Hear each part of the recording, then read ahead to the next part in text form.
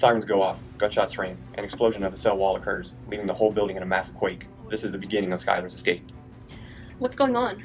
Princess Skylar, I am Ro, an AI sent to save you. Earth is dying. It's no longer safe here. We must go. They cannot find you. Ro proceeds to take the tubes out of the prisoner and carry her off the bed due to her weakened body. However, she begins to feel much stronger and weaker at the same time. I think you have the wrong girl. I'm no princess. Prisoner 122 is escaping. Find her and sedate her. She is not to be killed.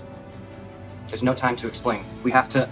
As the rebels begin to fight their way out of the prison, carrying Skylar, shot Skylar while Ro is shot from behind. Ro begins to spark like a malfunctioning piece of technology. They fall to the ground.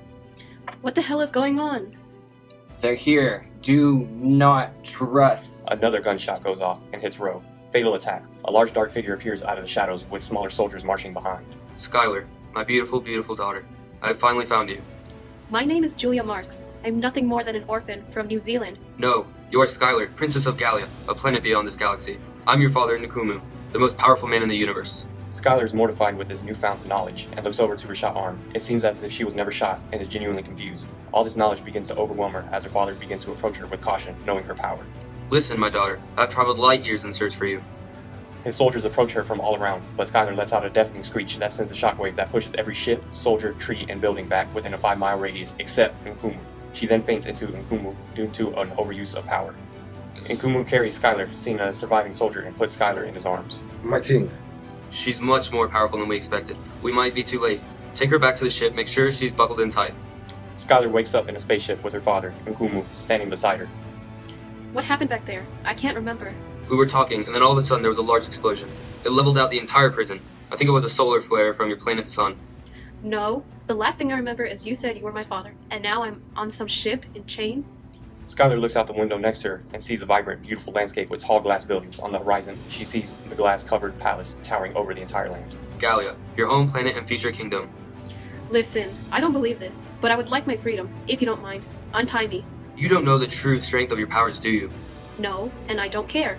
The king proceeds to untie her, knowing she's not a threat due to her lack of knowledge of power. They talk more about her past and land on the castle grounds. They enter the castle, and she is astonished by her new world. Wow, this place is massive. Do you live here all alone? For many years, yes. Our ancestors have lived here long before the stars, and will be here after the stars burn out.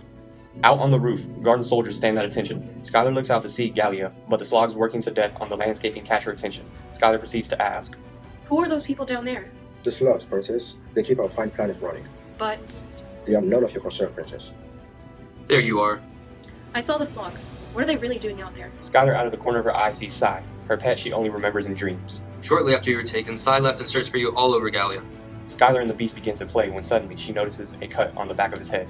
She also notices the bruises and sores on Sai's legs. Skylar has seen these bruises and sores before. She's seen them on herself when she was a shackled prisoner on Earth. I can't believe it's really you. Did my father and the guards do this to you? Suddenly, there's a loud scream from outside. Skylar looks out the window and sees that one of the guards has shot one of the slogs. The guard pulls out a crystal from the dead slog's hand. Don't mind that, just another thief stealing from our sacred Gallia. But it's just a crystal. The guard didn't have to kill him. Those crystals keep you and I alive. They keep us powerful. Conflicted with what to do, Skylar and Say go for a walk around the grounds of the palace. I just don't get it. How can a place as beautiful as Gallia be so ugly? Surely this is not what my ancestors had expected to happen. It's gone too. All of a sudden, Skylar hears a small voice whispering inside her head. It's not true. Huh? Skylar, it's me, Sai. How did you... We can't speak aloud. There's always someone listening. I was hoping you would remember. You and I have a very special bond. We can tap into each other's souls. Hear what the other is thinking, what the other is feeling, and also show each other memories. Why didn't you tell me this back there? The king, your father, doesn't know this about me. Why do we need these crystals to live, Sai? You don't, princess. The king and your family don't need them to survive like the slugs and I do. The crystals only enhance your father's abilities. They don't stem from it. But didn't my family discover the crystals? They shared their discovery with the slogs, didn't they? No, princess. The hidden people were here long before your family. The hidden people saw what greed and power were doing to the galaxy and vowed as a planet to keep the crystals a secret. Your grandfather came to our planet looking for the crystals. He manipulated and convinced a young hidden woman to show him how to channel the crystal's powers. This woman, Skylar, was your grandmother. What happened after that? There was peace for a little bit. Soon enough, people began to run out of crystals. Panicked and scared, war broke out. Then your grandfather decided he wanted it all to himself. He then passed on that greed to your father, and now your father wants to do the same to you. How do I stop him? You need to find your sisters.